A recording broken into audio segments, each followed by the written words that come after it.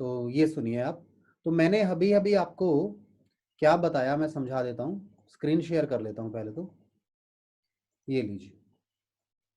तो एक बार दोबारा रिकॉल करें हम लोग, मैंने अभी आपके साथ लास्ट क्लास में क्या किया था। ठीक है, सुनिए ध्यान से। तो अभी अभी मैंने केवल इतना समझाया आपको कि हम लोग प्रॉफिट कैसे निकालते हैं, हमारे यहाँ पर अकाउंटिंग में प्रॉफिट्स कैसे निकाले जाते हैं वो मैंने बताया। आप क्या करते हैं, पूरे साल के साल भर की इनकम्स को और एक जगह पे लिख लेते हैं, और उसी साल उसके करस्पॉन्डिंग जो खर्चे होते हैं उन्हें भी यहां पर लिख लेते हैं। ठीक है ना। चलिए, या ये बात आपको क्लियर है सभी बच्चों को?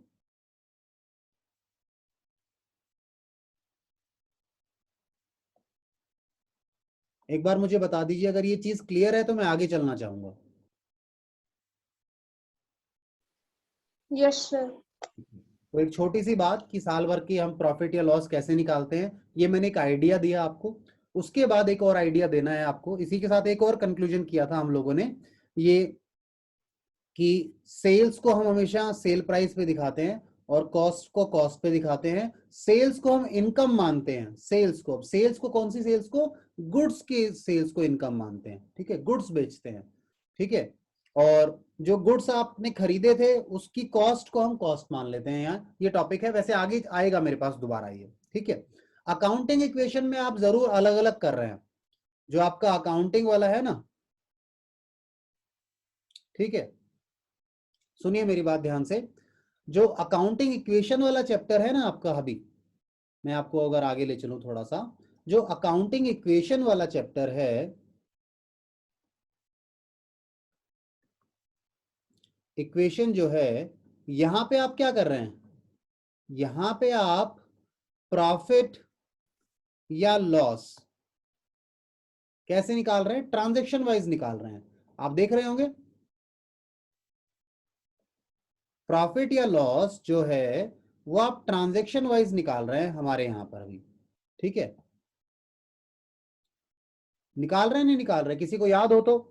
जब भी कुछ फायदा होता है नुकसान होता है आप कैपिटल अकाउंट में एडजस्ट कर देते हो। हर ट्रांजैक्शन का बेनिफिट, लॉस या गेन आप कैपिटल में प्लस या माइनस कर रहे हो इस चैप्टर में। क्या मैं सही कह रहा हूं? Yes sir. ठीक है, ये केवल इसी चैप्टर में ऐसा कर रहे हैं क्योंकि इस चैप्टर में हम सिखाना चाह रहे हैं बेसिक चीजों को ना, कि किसका कहां पे प्रभाव पड़ता है, बस इतना, कि किसका कहां पे इंपैक्ट आता है, इसलिए कर रहे हैं। आगे मैं अभी जब अगले चैप्टर में लेकर जाऊंगा तो मैं उन चीजों को बदलूंगा, इसलिए मैंने ये चीज आपको पहले से बता दी ताकि थोड़ा सा आपके माइंड में रहे ये बात। ठीक है, अभी तो केवल क्योंकि अकाउंट वगैरह कुछ बन नहीं रहा है, कोई हिसाब किताब नहीं हो रहा, बस कुछ 8-10 ट्रांजेक्शन दे देता है वो, और उससे वो करवाने की कोशिश कर रहा है कि किसका, मतलब आपकी एसेट पर, लायबिलिटी पर या फिर कैपिटल पर क्या इंपैक्ट आ रहा है, वो बस इंपैक्ट जानना चाह रहा है आपसे। ठीक है, अच्छा सुनिए। अब याद हो तो आपसे मैंने पिछली क्लास में एक बात की थी। पिछली क्लास में क्या बात की थी हम लोगों ने, हमने ये कहा था कि बेटा जो एसेट है,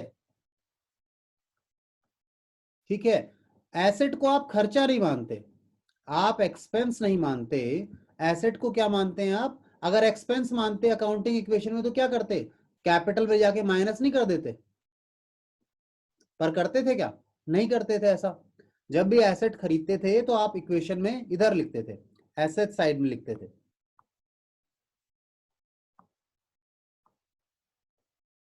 ठीक है, पर मैंने एक बात आपके साथ, जैसे जानवी ने एक बार हमने एग्जांपल लिया था जहां पे हमने कहा था हमने एक मशीन खरीदी है 10 लाख रुपए की, और कुछ गुड्स बनाए थे 20,000 रुपए के, फिर हमने 5,000 का रॉ मटेरियल दिया था जहां पे 85,000 रुपए का लॉस आया था। याद है एग्जाम्पल सभी को?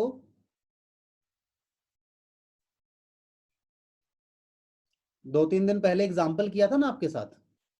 मैं एक्चुअल में उसी एग्जाम्पल में अटका हुआ हूँ, मुझे उस एग्जाम्पल को आपको या उसे डेप्रिशिएशन को क्लियर कर रहा है, मैं उसके कारण आपको आगे नहीं लेके जा रहा। दो आप आगे चलने के लिए तैयार हैं, पर मैंने सोचा जब मैंने इस टॉपिक को स्टार्ट ही किया है तो थोड़ा इसका आइडिया और दे दें। ठीक है, इसका थोड़ा सा आपको आइडिया दे दें आपको। ठीक है, चलिए। तो एसेट को आप एक्सपेंस नहीं मानते, तो एसेट को मैंने आपको कहा था एसेट का क्या करते हैं आप एसेट की यूजफुल लाइफ को, लेट्स सपोज ये 10 साल है। ठीक है, कितने ईयर हो गए, 1 2 3 4 5 6 7 8 9, एक और ले लो, ये हो गए 10 साल हो गए आपके। तो मैंने कहा ये टोटल एसेट 10 लाख की है। टोटल एसेट कितने की है बेटा? 10 लाख की है। तो मैंने कहा इस साल मैंने कितना यूज किया? 1 लाख एक ईयर में। ईयर 1 में एक किया, ईयर 2 में फिर 1 लाख का यूज कर लिया इस एसेट को। तो मैं क्या करता हूं, मैं यहाँ पे आपकी अकाउंटिंग इक्वेशन में जब डेप्रिसिएशन लगाने की बात करते हैं तो मैं क्या करूंगा, मैं एसेट को तो 1 लाख रुपए से गिरा दूंगा और जो एक्सपेंस है जिसका नाम है डेप्रिसिएशन उसे 1 लाख से बढ़ा दूंगा। और ये एक्सपेंस है क्योंकि, तो अकाउंटिंग इक्वेशन में कहा जाएगा, ये कैपिटल में माइनस हो जाएगा। कुछ बात समझ में आई थोड़ी बहुत मैं क्या कहना चाह रहा हूं? क्योंकि ये एसेट है 10 लाख रुपए की, इससे 10 साल में फायदा उठाना है। तो आपको मैंने बताया आपको सही प्रॉफिट निकालना है, अगर तो सही प्रॉफिट निकालना है तो इस एसेट का जो आपने यूज कर लिया 1 लाख रुपए का, उसे आपको अपने खर्चों में डालना पड़ेगा, तभी तो सही प्रॉफिट आएगा। अगर इसका 1 लाख रुपए का ये नुकसान जो आपने यूज कर लिया इसे खर्चा नहीं मानोगे तो क्या सही प्रॉफिट निकालोगे आप लोग? नहीं निकाल पाओगे। आप तो हमेशा इस वहम में रहोगे, तो एसेट है 10 साल बाद ये तो जीरो हो जाएगी और आप कहेंगे हमने कितना कमाया। आप इसे बगैर इसको खर्चा माने बगैर कमा रहे होंगे और बाद में पता लगेगा ये खर्चा तो जोड़ा ही नहीं था। तो इसे धीरे धीरे खर्चा मानना पड़ता है हर साल। तो आपको जब यहाँ पे खर्चे इनकम डालोगे ना, यहाँ पे, यहाँ पर आप ये जो इधर खर्चे डाल रहे थे हम एक्सपेंस डालेंगे, आगे चल के डालेंगे, अभी नहीं कर रहे हैं। या इनकम डालोगे तो इनकम में जैसे सेल ऑफ गुड्स लिख लिया आपने, ठीक है, और इधर खर्चों में सैलरी पे की, ठीक है, रेंट पे किया, कॉस्ट ऑफ गुड्स जो बेच दिया, cost of goods sold, depreciation, ये भी आएगा, तब जाके सही प्रॉफिट आएगा। आप खुद सोचो, अगर डेप्रीशिएशन यानी एसेट जो आपने यूज किया उसको अगर आप यहां खर्चा नहीं मानोगे तो क्या सही प्रॉफिट आ पाएगा? Question arises. तो क्वेश्चन मेरा यही था, मैं लिख देता हूं मेरा क्वेश्चन क्या था। मेरा क्वेश्चन ये है, can we find correct profit या फिर loss without considering depreciation on an asset। एक एसेट पर डेप्रिसिएशन चार्ज बगैर किए क्या आप सही प्रॉफिट निकाल पाएंगे बिजनेस का? बताइए मुझे, क्वेश्चन है ये। No sir. नहीं निकाल पाएंगे, इसीलिए इसको ऐसा करते हैं हम। और कोई बच्चा घबराए नहीं डेप्रीशिएशन पर ना, सुनिए मेरे साथ, डेप्रीशिएशन बहुत बड़ा चैप्टर तो नहीं है, पर एक चैप्टर है हमारे पास, इजी है, इसके लिए अलग से चैप्टर है। चैप्टर नंबर 16 के आसपास है, देखना आप अगर बुक किसी के पास बुक हो तो चैप्टर नंबर 16 के आसपास ये चैप्टर है बुक में। तो वहां बहुत डिटेल में पढ़ने वाले हैं। आप ये मत सोचना मैंने डेप्रीशिएशन खत्म कर दिया, मैंने बस डेप्रिसिएशन का थोड़ा सा आपको कॉन्सेप्ट बताना चाहा कि इसका कॉन्सेप्ट क्या है एक्चुअल में। ठीक है, आइए अब मैं वापस आता हूं बुक पर। मैं थोड़ा बहुत जो मुझे कहना था मैं कह चुका। ठीक है, आपको अगर किसी को कोई बात पूछनी हो, कोई चीज समझ नहीं आई हो तो आप मुझसे पूछ सकते हैं, बिल्कुल कोई मन में सवाल हो तो। ठीक है, बाकी मैं क्लियर करता रहूंगा चीजों को धीरे धीरे आगे। ठीक है,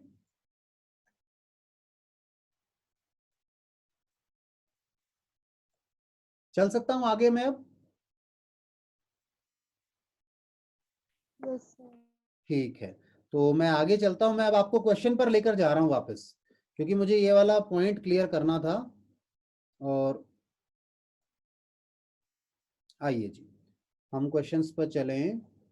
और क्वेश्चन 7 हमारा चल रहा था, शायद वहां कोई डेप्रिसिएशन का पॉइंट आया था, मुझे लगता है मैंने इसीलिए स्टार्ट किया था उसको। ठीक है ना, ऐसा याद आता है मुझे। मैं एक बार देखूं वहां पर यस क्या। सर। बिल्कुल। तो आप ये मत सोचना सर आपने एक छोटे से पॉइंट के चक्कर में 2 क्लासेस ले ली। आपका कॉन्सेप्ट समझ में आना बहुत जरूरी था, इसलिए ऐसा कर दिया मैंने।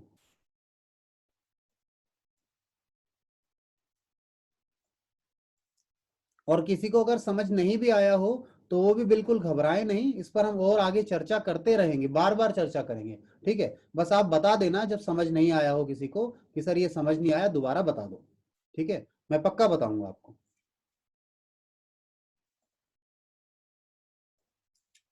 चलिए मैं क्वेश्चन पर आता हूं आपके फटाफट।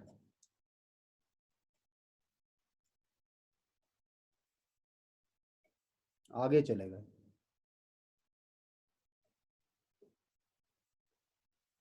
हाँ जी, आगे आपका क्वेश्चन सामने है।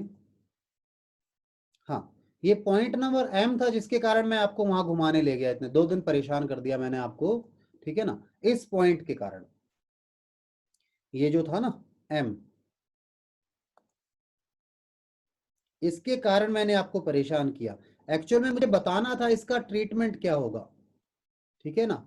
ये शायद नीचे 2 हैं तो ये 10,000 है, ठीक है ना। डेप्रिसिएशन चार्ज, ठीक है। अच्छा ऊपर देखो कहीं पर हमारे पास बिल्डिंग है क्या, ये देखो ये बिल्डिंग, अगर आप इस इक्वेशन को देखें तो इसका प्रभाव क्या हुआ, ठीक है। तो मैं आपको थोड़ा सा समझाता हूं इसके बारे में, मैं आपको दूसरी स्लाइड पर ले चलूं। देखो क्या हुआ इसमें, आपने कभी पीछे किसी दिन मालिक बिजनेस में कुछ चीजें लेकर आया था, ठीक है ना, जिसके कारण आपने एक एंट्री कर ली थी पीछे कभी। एसेट्स में क्या क्या था, कैश लेके आया था, बिल्डिंग भी थी, ठीक है ना, और भी शायद कुछ एक चीज थी, शायद स्टॉक था, आई डोंट रिमेंबर एग्जैक्टली, ठीक है। तो ये सब चीजें आई थी, तो आपने यहाँ पे एंट्री कर दी थी। मैं अमाउंट दिखाऊं तो आपको 230, 1 और 2 लाख, 2,30,000, 1 लाख और 2 लाख रुपए, ऐसा ही था ना कुछ। तो यहाँ पे कैपिटल कितने की आ गई थी इस एंट्री के कारण, ये हो गया 4, 5, 5,30,000। ये एंट्री थी आपकी, एक आपने उस दिन इक्वेशन बनाई थी इस ट्रांजेक्शन पर। कौन से ट्रांजेक्शन पर, इस पर, ठीक है जी। ये आपने एंट्री बनाई थी, यानी इक्वेशन बना ली थी आपने इस पर। अब जब ये एम वाली इक्वेशन आएगी, यानी डेप्रिसिएशन करेंगे, तो क्या प्रभाव आएगा इसका, ये समझिए। इस इक्वेशन पे क्या प्रभाव आएगा जब ये एम वाली एंट्री करेंगे, तो शायद ए था आपका। जब एम वाली एंट्री होगी तो मैं बाकी सबका प्रभाव नहीं देख रहा, केवल डेप्रिसिएशन का क्या प्रभाव होगा। 10,000 की मशीनरी, सॉरी बिल्डिंग कम हो जाएगी, और डेप्रिसिएशन नाम का खर्चा बन गया। अब आपको पता है अकाउंटिंग इक्वेशन चैप्टर में सारे खर्चे, सारी इनकम किस में लिखते हैं, कैपिटल में लिखते हैं। तो 10,000 आप यहां से माइनस कर देंगे। समझ में आया, ये एम वाले पॉइंट का एडजस्टमेंट है, बाकी सब ऐसे ही रह जाएगा, ठीक है ना। यहाँ 2,30,000 ही रहेंगे, यहाँ 1,90,000 रहेगा, और यहाँ प्लस में 1 लाख ही रहेगा। मैंने बाकी ट्रांजेक्शन का इंपैक्ट नहीं लिया, ध्यान रखिएगा, मैंने बस इन दोनों का इंपैक्ट समझाया आपको, और ये हिसाब से 5,20,000 रुपये हो जाएगा। क्या ये बात क्लियर है सभी को? Yes sir. ठीक है ना, ये डेप्रिसिएशन था। डेप्रिसिएशन के कारण प्रभाव पड़ा इन दोनों पे, यहां भी पड़ा, और ये डेप्रिसिएशन का यहाँ 2 जगह इंपैक्ट आ गया, ठीक है। तो आप सबकी जिम्मेदारी है, सबकी रिस्पॉन्सिबिलिटी है। अगर आपको समझ नहीं आता तो आपने पूछना है, क्योंकि हो सकता है मुझे लग रहा हो आपको समझ में आ गया, बट रियलिटी में नहीं आया हो, ठीक है। तो ध्यान देना है। चलिए आगे चले, यहां पर एम के बाद fresh capital invested. Fresh capital invested का मतलब क्या है, मालिक ने बिजनेस में और पैसा लगाया 50,000 रुपए। तो देखो क्या होगा इसका इंपैक्ट, अगर मालिक ने बिजनेस में और पैसा लगा दिया तो बिजनेस में पैसा बढ़ जाएगा 50,000 रुपए, और क्योंकि मालिक ने लगाया है तो इधर इक्वेशन में मालिक के यहाँ पे बढ़ जाएगा, मालिक का लगाया हुआ पैसा भी बढ़ जाएगा। तो इक्वेशन दोनों तरफ बैलेंस हो गई या नहीं हो गई, कैश बढ़ गया हमारे पास, और बिजनेस में मालिक का पैसा भी बढ़ गया, ठीक है। क्लियर है ये बात? इसके यस बाद सर। परचेज गुड्स फ्रॉम राखी, 6,000 रुपए। चलो ये मुझे बताओ, कौन बताएगा ये कैश में है या फिर क्रेडिट है, यानी कैश में ट्रांजैक्शन हुई है ये उधार है, ये पूछ रहा हूं। क्रेडिट। क्रेडिट में हुई है, ठीक है। चलिए क्रेडिट में हुई है, बहुत बढ़िया, आपने बिल्कुल सही जवाब दिया है बेटा। ये बिल्कुल उधार में हुई है। कैसे पकड़ा सर, नाम लिखा है और कैश के बारे में कोई चर्चा ही नहीं है, तो नाम तो तभी बताया था आपने लिखा होगा, यानी उधार में है, तभी नाम लिखना बहुत जरूरी होता है। अब हमने 6,000 रुपए का उधार में सामान खरीदा, तो हमारी इक्वेशन पर क्या प्रभाव पड़ेगा देखें इस ट्रांजेक्शन का। भाई उधार में सामान खरीदा तो स्टॉक कहाँ है, इसका तो इंपैक्ट ले ही लेंगे आप। यहाँ पिछले ट्रांजेक्शन का कोई इंपैक्ट नहीं आया। यहाँ पे आपके पास पिछले में कितना हो गया था, 5,70,000 हो गया था। मैंने सारी तो निकी पर जो लिखी है उनका टोटल कर रहा हूं मैं, ठीक है। आपके बुक से आंसर तो मैच नहीं कर पाएगा क्योंकि इसमें सारी ट्रांजेक्शन का टोटल नहीं है, बट मैं बता रहा हूं कैसे करते हैं। तो ये कितना आ जाएगा हमारे पास, 2,80,000। अब आपने उधार में सामान खरीदा तो स्टॉक, स्टॉक बढ़ गया आपका, और कितने का, 6,000 रुपए का। और क्योंकि उधार में खरीदा है तो क्या होगा, इधर एक लायबिलिटी, लायबिलिटी साइड में एक क्रेडिटर आ जाएगा आपके पास, ठीक है। नाम लिखना चाहे तो नाम भी लिख सकते हैं क्रेडिट का ब्रैकेट में, तो यहाँ क्रेडिटर आ जाएगा इसके कारण, ठीक है, जिसका पहले बैलेंस 0 था, अब वो 6,000 से प्लस हो गया। क्या बात क्लियर है आप लोगों को, ये बताइए। Yes sir. Yes sir. ठीक है जी, बहुत बढ़िया। अगर समझ में आ गया है तो फिर टेंशन कम हो जाती है मेरी थोड़ी सी। और बस ये ध्यान रखना, किसी को समझ नहीं आ रहा हो आप में से कोई भी बच्चा, तो चुप ना बैठे, मतलब मुझे बताता रहे। अगर यहाँ क्लास में नहीं बता पा रहा तो मुझे फोन करके बताए, क्योंकि ना सब्जेक्ट बहुत आसान है, ठीक है। खामखा गलती से आपकी या मेरी गलती से अगर ये सब्जेक्ट छूट जाए हाथ से तो बहुत दिक्कत होगी, दुख होता है कि आसान सा समझ नहीं आ रहा, ठीक है। बस 5 चीजें इन्हीं को देखना है कि किस पर क्या प्रभाव पड़ रहा है। मैंने आपको शुरू में बोला था बस 5 चीजों पर प्रभाव देखना है कि एसेट पर, कैपिटल पर, लायबिलिटी पर, इनकम पर, एक्सपेंस पर क्या इंपैक्ट आ रहा है, और कुछ नहीं। चलिए, तो क्वेश्चन हमारा इलस्ट्रेशन 7 हमने कर लिया, ठीक है। इसके बाद देखें इलस्ट्रेशन 8 में क्या नया है। आप मुझे बताओ इलस्ट्रेशन 8 में मैं कौन से वाला पॉइंट आपको करवाऊं। देखिए सारे बच्चे देखिए, इलस्ट्रेशन 8 में आपको कौन सा वाला पॉइंट लगता है कि मुझे करवाना चाहिए। ये मुझे लगता है आपने पहले किया हुआ है पिछले ट्रांजैक्शन में।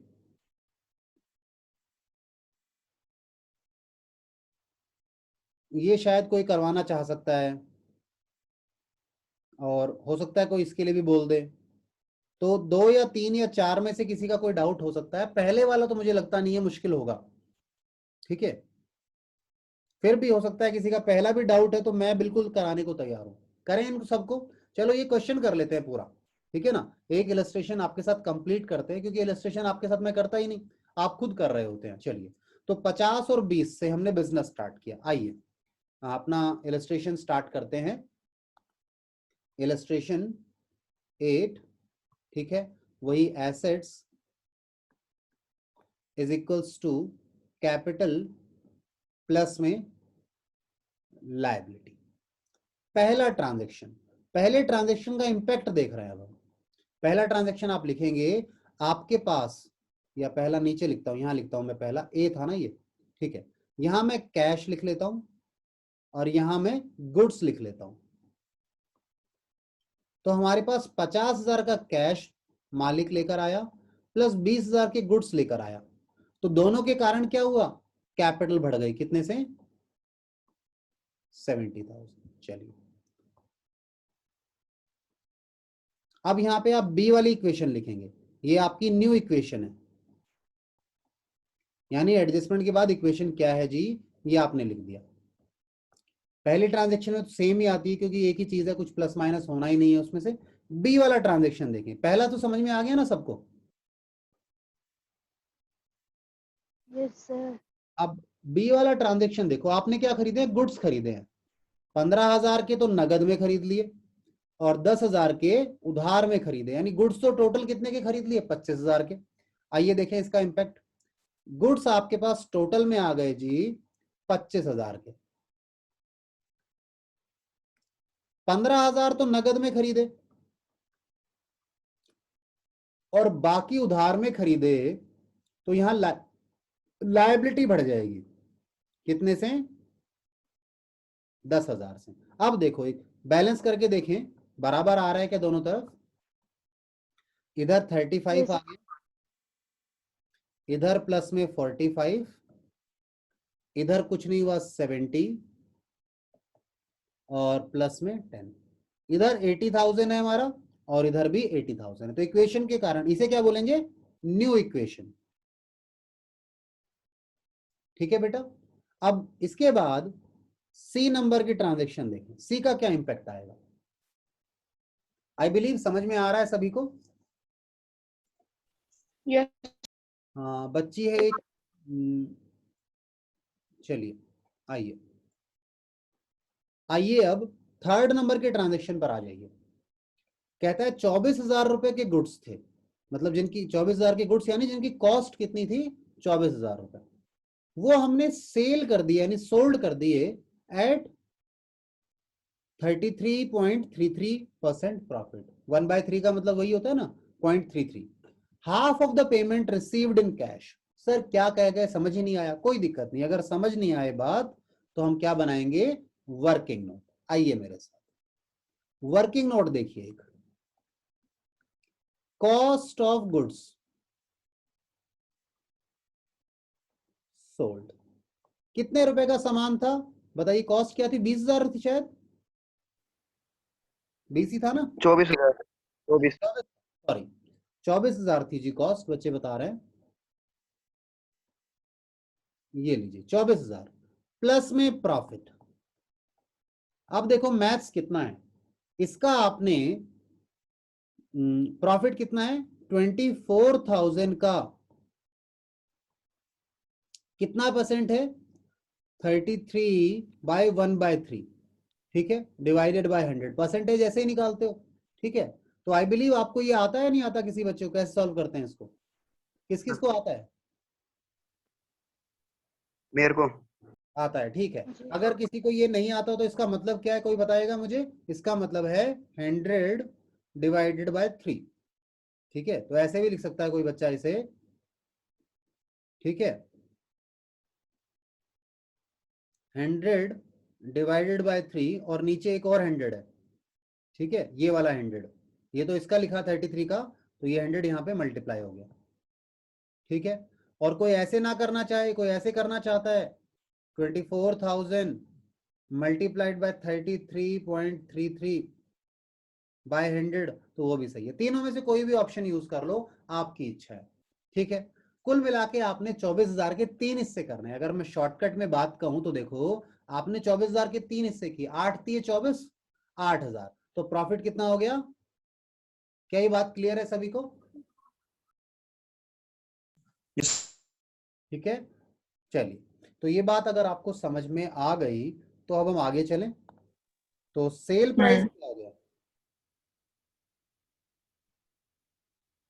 आदि 24 और 8, 32,000 रुपए हो गया।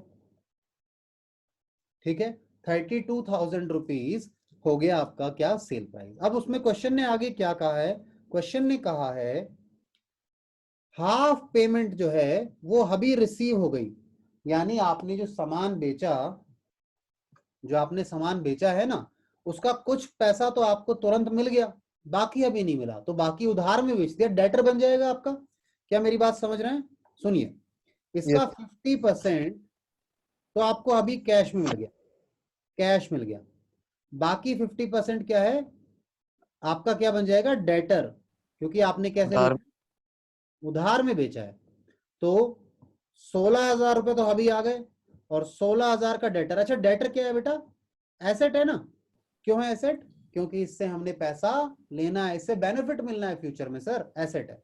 ठीक है, चलिए, तो कुल मिलाकर आपको बात समझ में आई। प्रॉफिट आपको पता है 8,000 का, तो इसका इंपैक्ट कहां कहां आएगा देखो। एक तो सर हमारे पास कैश, चलो मैं वहीं लिख देता हूं, इक्वेशन में ही लिख दूं इसको। ठीक है, समझना ध्यान से इक्वेशन को, यही था ना इक्वेशन। सर यहां पे आइए, ये देखिए,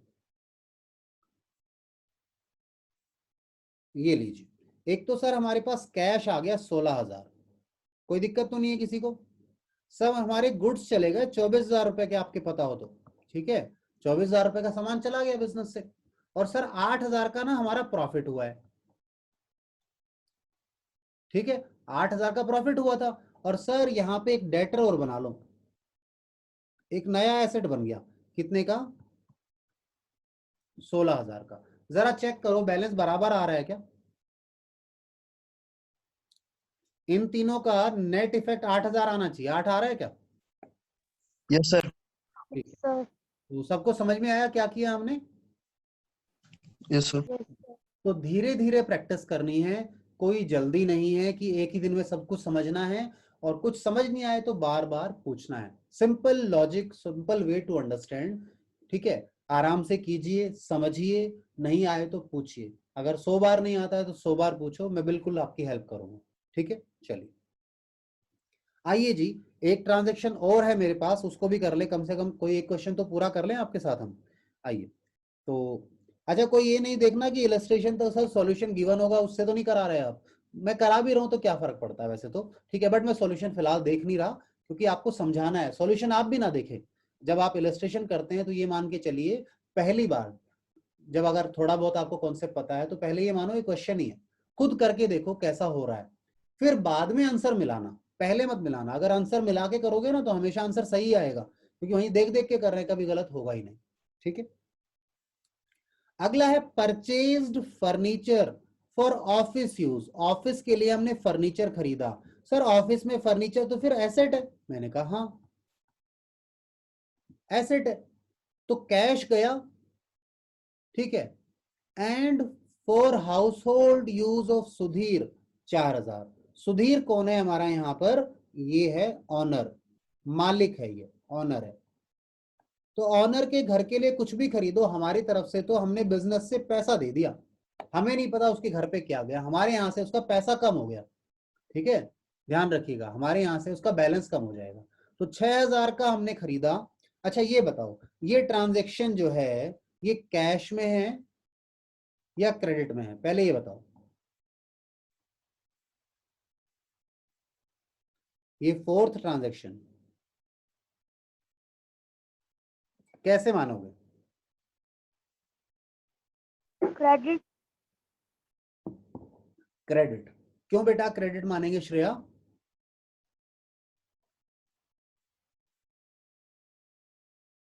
कोई रीजन है श्रेया स्पेसिफिक? आपने क्रेडिट बोला बेटा, आपने कहीं? Sir, हाँ श्रेया, श्रेया बेटा बोलिए, सॉरी मैं इंटरप्ट किया बीच में, बोलिए। उसमें कैश के बारे में लिखा नहीं है। कैश के बारे में नहीं लिखा, बिल्कुल बेटा, कैश के बारे में नहीं लिखा, बट एक बात भी तो सोचो ना, किसी का नाम भी नहीं लिया।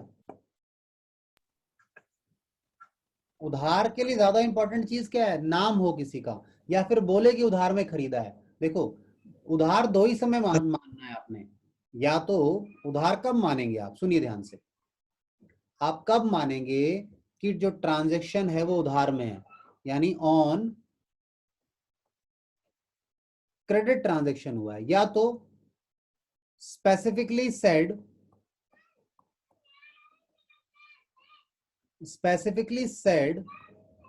that transaction is on credit, या तो स्पेसिफिकली बोल दे जो ट्रांजैक्शन हुई है कैसे हुई है, क्रेडिट पे हुई है, तब मानेंगे क्रेडिट। या दूसरा, party name is available,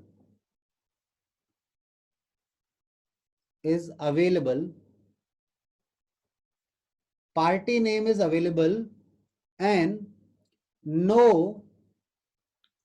information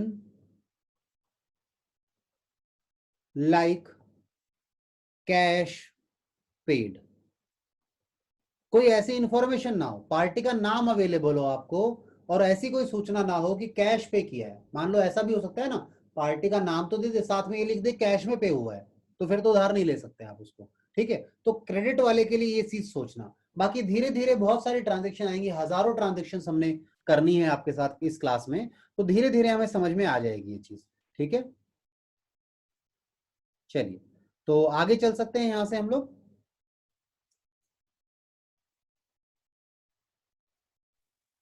Yes, sir. ठीक है, तो अब इसका इम्पैक्ट देखें आगे चल के हम लोग। जो ट्रांजैक्शन थी, कि ट्रांजैक्शन क्या थी मैं भूल गया। हमने 6 का फर्नीचर खरीदा मालिक के लिए, और 4,000 का फर्नीचर खरीदा, सॉरी 6,000 का खरीदा ऑफिस के लिए, और 4,000 का फर्नीचर खरीदा है हमने मालिक के लिए, घर के लिए, मालिक के लिए यानी मालिक के घर के लिए। तो क्या एंट्री करेंगे, इसको कैसे पोस्ट करेंगे? आइए जी, ये देखिए, ये पहले तो आप इसे नेट ऑफ करेंगे। क्या क्या हुआ? अच्छा, ये 16,000 प्लस हुआ था, जरा बताना कितना हो गया? 51,000। और ये कितना दिखेगा अब? 45 में से कितना गया, ये बताओ कितना बच गया? ये 45 में से 24 गए तो कितने बचे? 20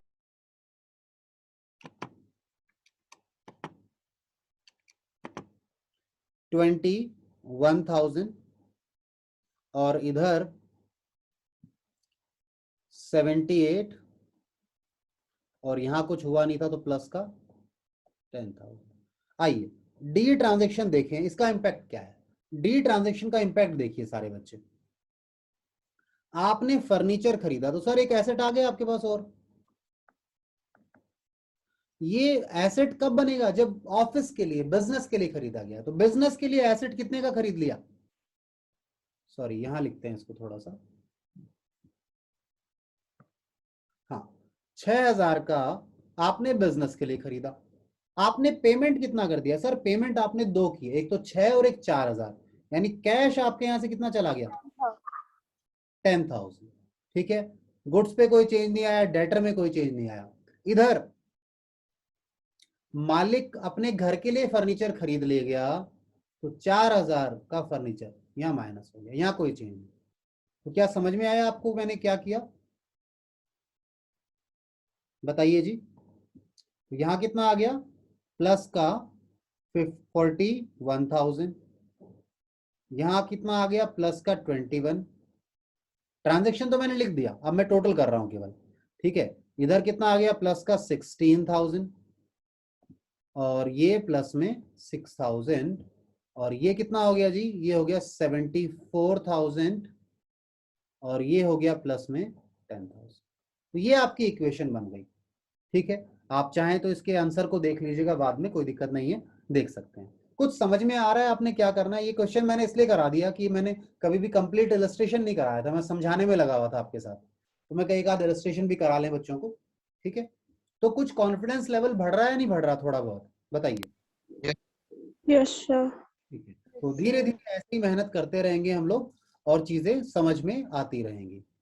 ठीक है, चलिए अब मैं क्या अगले इलस्ट्रेशन को भी देख लें आपके साथ? तो अगला इलस्ट्रेशन केवल डिस्कस कर लेते हैं आपके साथ और करेंगे नहीं, सॉल्यूशन नहीं करेंगे। ठीक है, चलिए अगला इलस्ट्रेशन है क्या? अगला इलस्ट्रेशन तो है ही बड़ा आसान। अगला इलस्ट्रेशन कहता है कैपिटल है ना एक बिजनेस की 1,00,000 रुपए है और लायबिलिटी 60,000 है, तो बताओ एसेट कितनी होंगी? सर ये तो बड़ा आसान सी बात है, हमें पता है इक्वेशन क्या है, asset is equals to capital plus liability. ठीक है ना, तो हमें लायबिलिटी भी पता है सर और हमें ये भी कैपिटल भी पता है और लायबिलिटी भी पता है, तो इन दोनों का टोटल कर लेंगे, हमारे पास एसेट्स आ जाएंगे। देखो इन्होंने भी वही किया है कि इन्होंने लायबिलिटी और कैपिटल का टोटल किया और 1,60,000 आंसर आ गया आपका। तो बताओ इलस्ट्रेशन 9 तो बड़ा आसान था, आपको लगा आसान? नहीं लगा? Yes, sir. ठीक है, तो मैं आगे चलूं, इससे एक और इलस्ट्रेशन देखें क्या होगा, वो देख लेते हैं, क्योंकि हमें चैप्टर भी खत्म करना है ना, आगे भी चलना है आप लोगों के साथ, नहीं तो आप बोर हो जाएंगे इसी चैप्टर में। ठीक है, आंसर्स आप देख लेना एक बार, कोई आंसर मैच नहीं हो रहा हो, कुछ और इश्यू हो तो आप मुझे बता देना, मैं उस पर फोकस करूंगा। इसके बाद जी इलस्ट्रेशन 10। इलस्ट्रेशन 10 देखो, ये भी लगता है मुझे आसान सा है। पहले मैं नेट वर्थ का मतलब बताऊं आपको। ठीक है, इन्होंने वैसे सॉल्यूशन दिए हुए हैं, आप कहोगे सर बताओगे क्या, हमें गिवन है, बट फिर भी समझो। कहता है टोटल एसेट्स कितनी है? 2,00,000 रुपए की। ठीक है जी, 2,00,000 रुपए के टोटल एसेट्स हैं और नेट वर्थ यानी कि कैपिटल, नेट वर्थ को इन्होंने मीनिंग दे दिया आपको। नेट वर्थ का मतलब है कैपिटल, ठीक है ना, यानी कि 1,50,000 रुपए। कहता है क्रेडिटर ढूंढो, क्रेडिटर का मतलब क्या है बेटा? लायबिलिटी ढूंढो।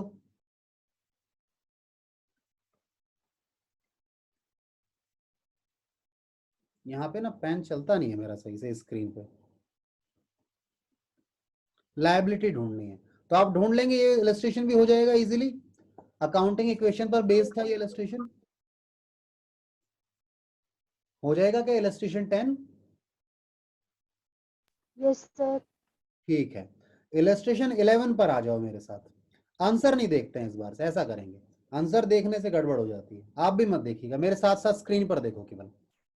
इलस्ट्रेशन 11 कहता है हमने 1 अप्रैल 2011 को कैपिटल लगाई 5 लाख रुपए की, और 31 मार्च 12 को यानी साल भर बाद, पूरा साल बीत गया, हमारे पास एसेट है 78,000 के और लायबिलिटी है 70,000 रुपए की। ठीक है, तो find out the closing capital and profit earned during the year. ठीक है, चलिए जी देखें, आइए इसको अलग पेज पे करें हम लोग। एक अलग पेज ले लेते हैं, मतलब यहां पर आ जाते हैं। देखिए, आप एक बात समझते हैं हमेशा, देखिए इक्वेशन तो यही है, asset is equals to capital plus liabilities, equation यही है। तो कहता है 31 मार्च 12 की बात करता है। 31 मार्च 12 को क्या कहता है, हमारे पास एसेट हैं 7,80,000। एसेट कितने हैं? 7,80,000। और हमारे पास लायबिलिटी है 70,000 की। तो मुझे बता दो कि ये कितना है, कोई बताएगा कितना है ये?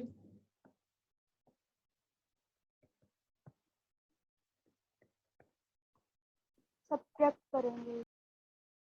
ठीक है ना, माइनस कर देंगे, यानी कि 7,10,000। ठीक है, ये जो कैपिटल है कब कब की डेट की है बेटा? आज की। यानी 31 यहां साल शुरू हो रहा था, यहां खत्म है। यहाँ 31 मार्च 12 है, यहाँ 1/4/11 था। यहां पे जो कैपिटल है उसे क्या बोलेंगे? क्लोजिंग। कितनी है? 7,10,000 है। और यहां की कैपिटल यानी कि ओपनिंग कैपिटल, जो कि क्वेश्चन में गिवन दे रखी थी, कितनी थी क्वेश्चन में? 5 लाख रुपीस। यहां पे 5 लाख रुपए की कैपिटल गिवन थी। तो पूछता है प्रॉफिट कितना है। एक बात सोचो, आपने साल भर शुरू में बिजनेस में 5 लाख रुपए लगाए, या सोचो साल के शुरुआत में आपका कितना पैसा लगा हुआ था बिजनेस में? 5 लाख रुपए। और साल के अंत में आपको पता लगा कि आपकी पूंजी, आपकी कैपिटल बिजनेस में कितनी है आज? 7,10,000 है। यानी इसके बीच में क्या हुआ होगा? इस पूरे पीरियड के दौरान, इस पीरियड के दौरान आप में होता क्या है, कैपिटल में क्या जुड़ता है और प्लस माइनस होता है? जी सर, इसमें प्लस होता है प्रॉफिट और माइनस होता है सर लॉस। ठीक है, तो इन दोनों का नेट इफेक्ट कितना आया होगा? इन दोनों का नेट हुआ होगा ना, तो नेट प्रॉफिट इसमें जुड़ा होगा। नेट